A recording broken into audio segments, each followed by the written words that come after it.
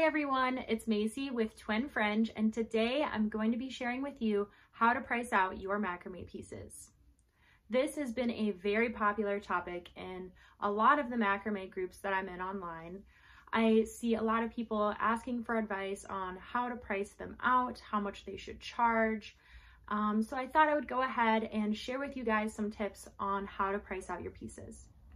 But first, I want to share with you some common mistakes that fiber artists might make while they're pricing out their pieces. And let's be real, I'm guilty of every single one of these. The first mistake is asking your friends and family how much they would pay for the piece that you just made. Now, the problem with this is that these people likely don't know the market that you're in and how much it's actually worth. They might see a beautiful wall hanging that you've made and say that they would pay 50 bucks for it, when in reality, it might be worth 150 bucks. Another common mistake that fiber artists make is that they just completely guess the price of their piece. They don't take into account the time and materials it cost them to make it, and they just make up a number. The problem with this is that you're likely undervaluing your work again. If you're just guessing on all of your prices, you really have no idea whether you're paying yourself the right amount, and that's why I do not recommend it. The third common mistake I see a lot of fiber artists make is that they'll just go online to other fiber artists' websites and look at all of their product pricing and try to base their prices off of other artists' prices. Now, the problem with this is that you don't know how much their materials are costing them. They're probably going through a different supplier than you and paying a different price for the materials.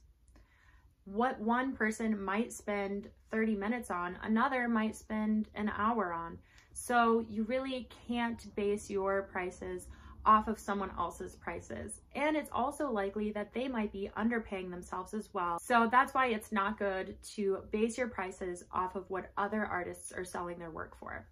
Another common mistake I see is people trying to compete with big stores like Walmart and Dollar General. And this is just simply impossible. These places are selling plant hangers for like $5, and there's no way you're going to be able to beat that price. What's important to remember is that your market is not the people who shop at Walmart and Target for these kinds of things. Your market is to people who appreciate buying high quality products from small businesses, and they don't mind paying a higher price for that product.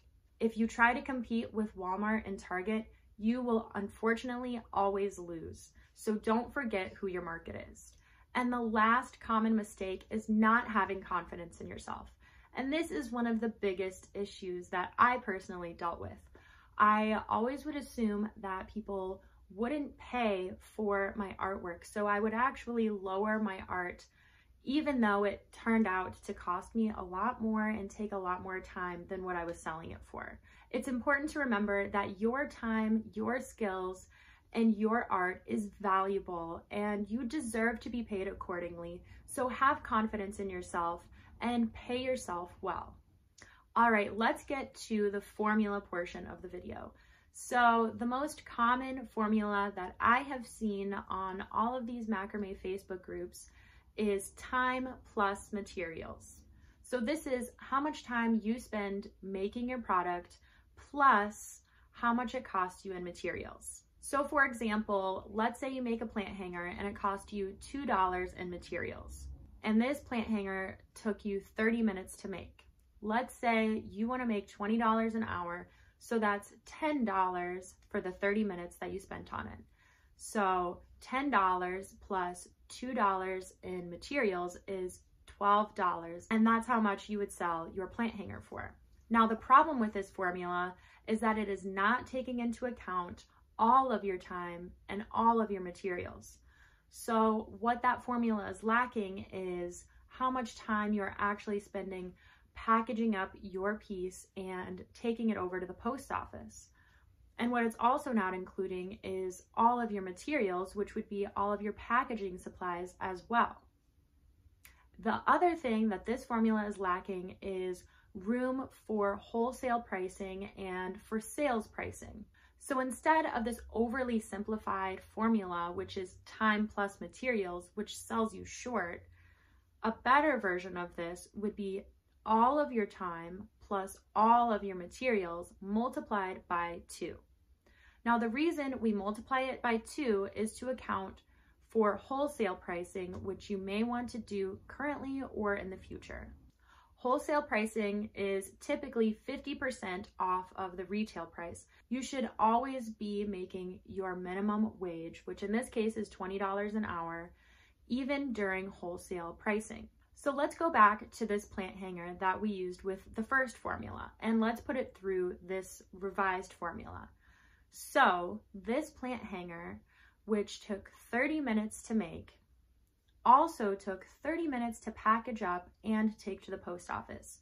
So your time actually spent on this plant hanger is 1 whole hour, which is twice as much as the first formula.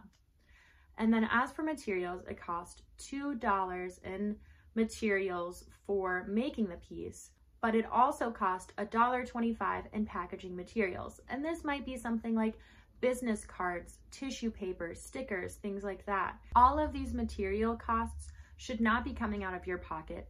They should be accounted for in the product price itself. So now we have a plant hanger that actually takes 1 hour to make, plus it costs $3.25 to make. So time plus materials would be $23.25, and then you multiply that by 2, and it's $46.50. Now, you might be thinking that this price is way too high for a plant hanger, and I totally understand why you might feel that way.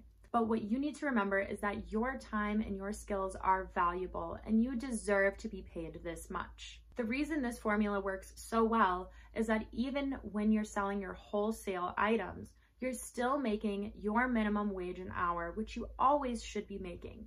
You shouldn't be making less than your minimum wage. This formula also gives you room to offer occasional sales, like a Mother's Day sale, where you can afford to offer 25% off of your pieces. Now, this formula is a guide. It's simply to help you and guide you to figure out the prices for your pieces, and you can tweak it to what works better for you. You don't have to be strictly following this formula alone. Now, there are some other important things to consider while pricing out your pieces. One thing to consider is, do you want to be more competitive in your market, or do you want to be considered more exclusive? If you lowered your minimum wage to $15 an hour, that plant hanger example, it would actually come out to $36.50 rather than $46.50. And so this would make it more affordable and more competitive in the market.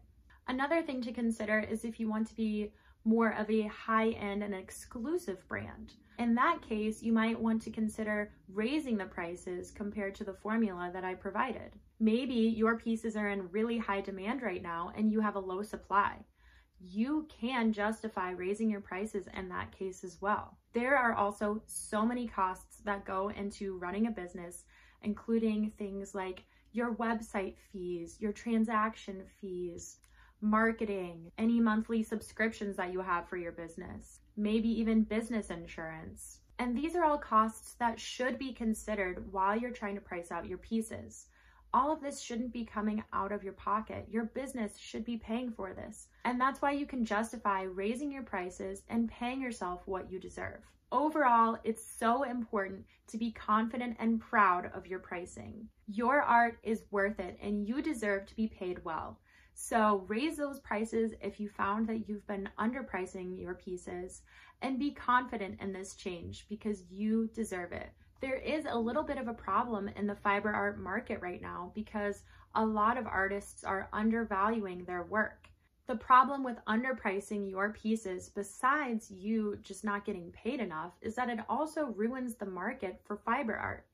It prices everything way too low, and all the customers are expecting to see these extremely low prices that are unreasonable and undervaluing all of the artist's hard work. And then other artists might feel compelled to lower their prices as well and get less money for their time and energy. Raising your prices for your fiber art only helps the fiber art community as a whole. Customers will start valuing the fiber artist's time more, and all of the fiber artists will be able to be paid more fairly and what they deserve.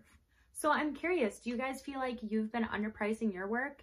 Please feel free to comment below and let me know your experience with this. All right, everyone, that's all I have for you today. So I hope you liked this video.